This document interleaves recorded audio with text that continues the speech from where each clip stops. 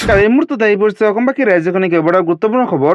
অসমৰ লাখ লাখ ধনী দুখীয়া পৰিয়ালৰ বাবে এটা ডাঙৰ খবৰ। তাত যিসকল মহিলাই অৰুণোদয় আঁচনিৰ জৰিয়তে এতিয়ালৈকে 9,000 টকা পোৱা নাই তেওঁলোকৰ বাবে এটা ভাল খবৰ। কাৰণ ৰাজ্যত নতুনকৈ অৰুণোদয় আঁচনিৰ বাবে ফৰ্ম বিতৰণ কৰিব। যিসকল মহিলাই অৰুণোদয় আঁচনিৰ পৰা বঞ্চিত হৈ আছে তেওঁলোকে পুনৰ আবেদন কৰিলে লাভ কৰিব অৰুণোদয় আঁচনিৰ টকা। লগতে অৰুণোদয় আঁচনিৰ টকা বৃদ্ধি কৰিব বুলি ঘোষণা কৰিছে মুখ্যমন্ত্ৰী ডক্টৰ হিমন্ত বিশ্ব শৰ্মা। আৰু যিসকল দুখীয়া পৰিয়াল এতিয়ালৈকে চৰকাৰী ঘৰ পোৱা নাই তেওঁলোকৰ বাবে এটা ভাল খবৰ। লগতে PMKC যোজনা 22 নম্বৰ কিস্তি ধন 13 মাৰ্চ তাৰিখে আপোনালোকৰ বেংক একাউণ্টত সোমাব।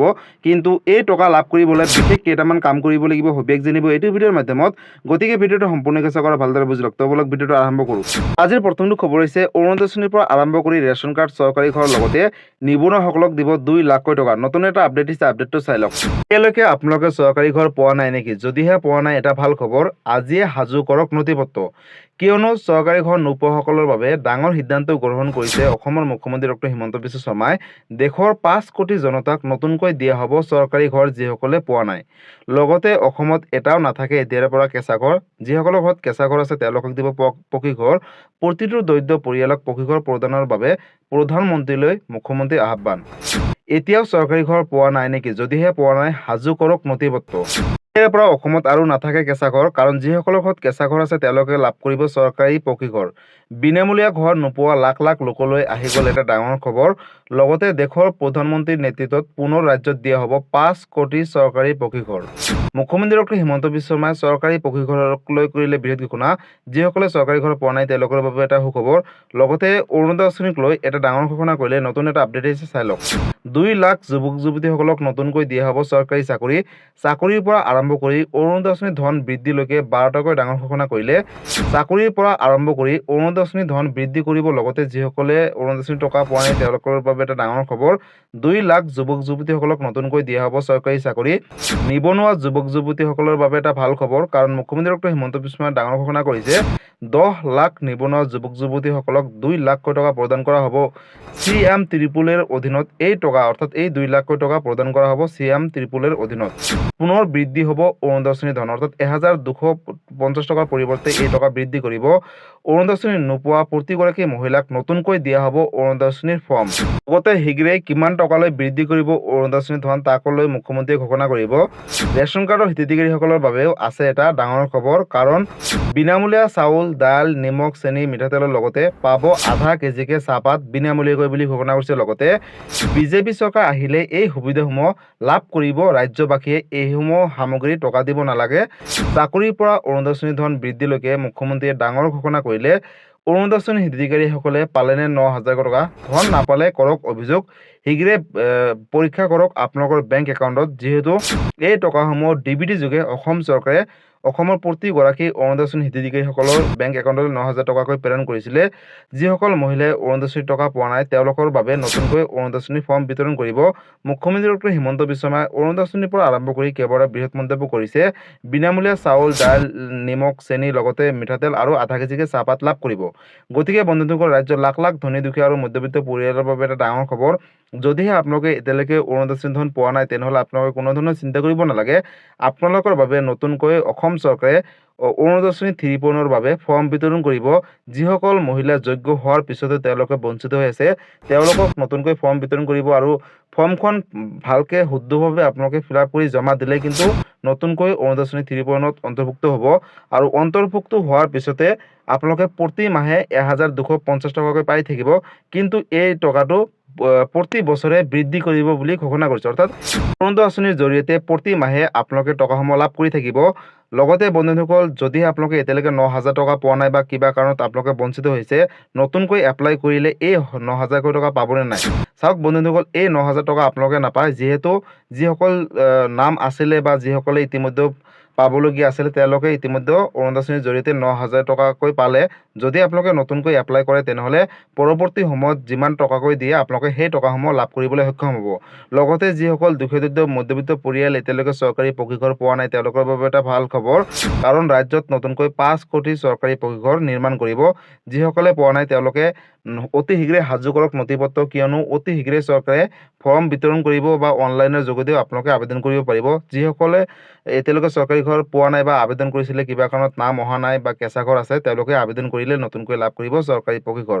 লগতে যিসকল নিবনুৱা যুৱক যুৱতী আছে তেওঁলোকৰ বাবে এটা ভাল খবৰ, কাৰণ ৰাজ্যৰ 10 লাখ নিবনুৱাসকলক দিব 2 লাখকৈ টকা মুখ্যমন্ত্ৰী আত্মনিৰ্ভৰশীল অসম অভিযান 2.0 আঁচনিৰ অধীনত।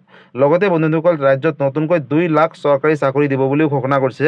লগতে পুনৰ বিজেপি চৰকাৰ আহিলে ৰেচন কাৰ্ডৰ জৰিয়তে দাইল, চেনি, নিমখ, মিঠাতেল আৰু আধা কেজিকৈ চাহপাত লাভ কৰিব।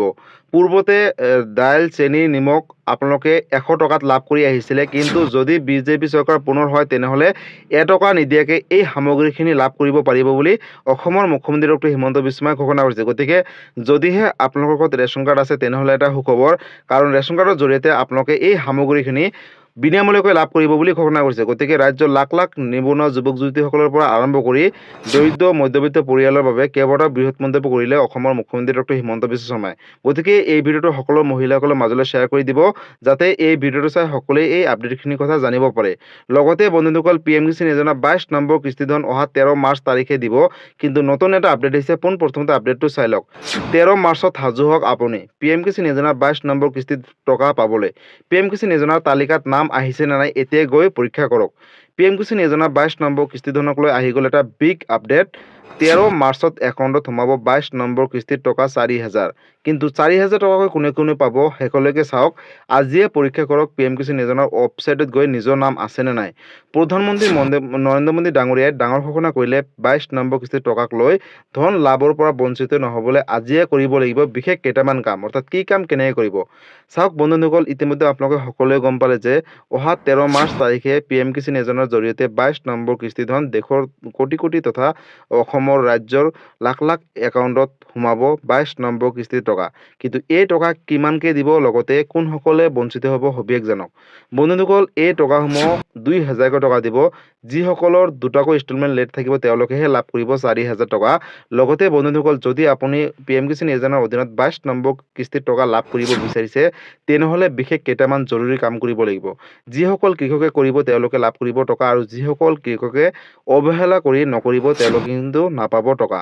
কাৰণ ইতিমধ্যে নৰেন্দ্ৰ মোদী ডাঙৰীয়াই ঘোষণা কৰিছে যে প্ৰকৃত কৃষকসকলেহে টকা লাভ কৰিব। লগতে নতুনকৈ লিষ্ট এখনো প্ৰকাশ কৰিছে, যিসকল কৃষকৰ নাম থাকিব লিষ্টখনত তেওঁলোকে লাভ কৰিব টকা। লগতে যদিহে আপোনালোকে এতিয়ালৈকে EKYC আপডেট দিয়া নাই তেনেহ'লে ওচৰ চুবুৰীয়া CSC চেণ্টাৰ বা কম্পিউটাৰ দোকানলৈ গৈ অনলাইনৰ জৰিয়তে CSC চেণ্টাৰত গৈ আপোনালোকে EKYC আপডেট দিব পাৰিব। দ্বিতীয়তে বেংকৰ লগত আধাৰ কাৰ্ডখন লিংক ৰাখিব লাগিব, আৰু বেংকৰ লগত আধাৰ কাৰ্ডখন লিংক ৰাখিব হ'লে আপোনালোকে যোনটো বেংকত একাউণ্ট খুলিছে সেই বেংকৰ ব্ৰাঞ্চলৈ গৈ আধাৰ কাৰ্ডৰ লগত বেংক একাউণ্ট লিংক কৰিবলৈ আপোনালোকে ফৰ্মখন ফিল আপ কৰি জমা দিব লাগিব। আৰু যদি সেইটো নোৱাৰে তেনেহ'লে IPB অৰ্থাৎ ইণ্ডিয়ান পোষ্ট পে'মেণ্ট বেংকত এটা একাউণ্ট খুলি ল'ব, আৰু তাতে কিন্তু আহিবলগীয়া PM কিষাণ যোজনাৰ অধীনত 22 নম্বৰ কিস্তিৰ টকা সোমাব। লগতে বন্ধুসকল, আৰু এটা বিশেষ কাম হৈছে যে মাটিৰ জমাবন্দীটো আপডেট দিবলৈ আহ্বান জনাইছে। অৰ্থাৎ যদিহে আপোনালোকে এজন যোগ্য কৃষক হয় বা প্ৰকৃত কৃষক হয় তেনেহ'লে কিন্তু আপোনালোকে মাটিৰ জমাবন্দীটো আপডেট দিয়াটো উচিত। আৰু যদিহে এতিয়ালৈকে মাটিৰ জমাবন্দীটো আপডেট দিয়া নাই বা ক'ত কেনেদৰে আপডেট কৰিব তেনেহ'লে আপোনালোকে পোনপ্ৰথমতে ওচৰ চুবুৰীয়া CSC চেণ্টাৰ দোকানলৈ গৈ অনলাইনৰ জৰিয়তে মাটিৰ জমাবন্দীটো আপডেট দিব পাৰিব। লগতে বন্ধুসকল, আপোনালোকৰ যদিহে এতিয়ালৈকে ফাৰ্মাৰ আইডিটো বনোৱা হোৱা নাই তেনেহ'লে অতি শীঘ্ৰে ফাৰ্মাৰ আইডিও বনাই ল'ব। যিহেতু চৰকাৰে ঘোষণা কৰিছে যে এইকেইটা কাম যিসকল কৃষক কৰিব তেওঁলোকে কিন্তু 22 নম্বৰ কিস্তি টকা নিশ্চয় লাভ কৰিব। যদি আপোনালোকে 22 নম্বৰ কিস্তি টকা লাভ কৰিম বুলি ভাবিছে অতি শীঘ্ৰে এইকেইটা কাম কৰি লওক, আৰু আহিবলগীয়া 22 নম্বৰ কিস্তি টকা অহা 13 মাৰ্চ তাৰিখে 2,000 টকা DBD যোগে আপোনালোকৰ বেংক একাউণ্টত লাভ কৰক। গতিকে এইটো এটা ডাঙৰ আপডেট আছিলে PM কিষাণ যোজনাক লৈ। গতিকে বন্ধুসকল, আজি আছিলে এইটো এটা ইনফৰ্মেটিভ ভিডিঅ' আৰু গুৰুত্বপূৰ্ণ খবৰ। ভিডিঅ'টো চাই কেনেকুৱা পালে, যদি ভাল পালে চেনেলটো নতুনকৈ আহিছে চেনেলটো ছাবস্ক্ৰাইব কৰিব, লাইক কৰিব। কিবা সুধিবলগীয়া বা জানিবলৈ আছে আপোনালোকে মোক কমেণ্ট কৰি জনাব, মই নিশ্চয় ৰিপ্লাই দিবলৈ চেষ্টা কৰিম। লগতে এই ভিডিঅ'টো সকলো অসমবাসী ৰাইজৰ মাজলৈ শ্বেয়াৰ কৰি দিব, যাতে এই ভিডিঅ'টো চাই সকলোৱে আহিবলগীয়া PM কিষাণ যোজনাৰ 22 নম্বৰ কিস্তি টকা লাভ কৰিব পাৰে। ধন্যবাদ। জয় আই অসম।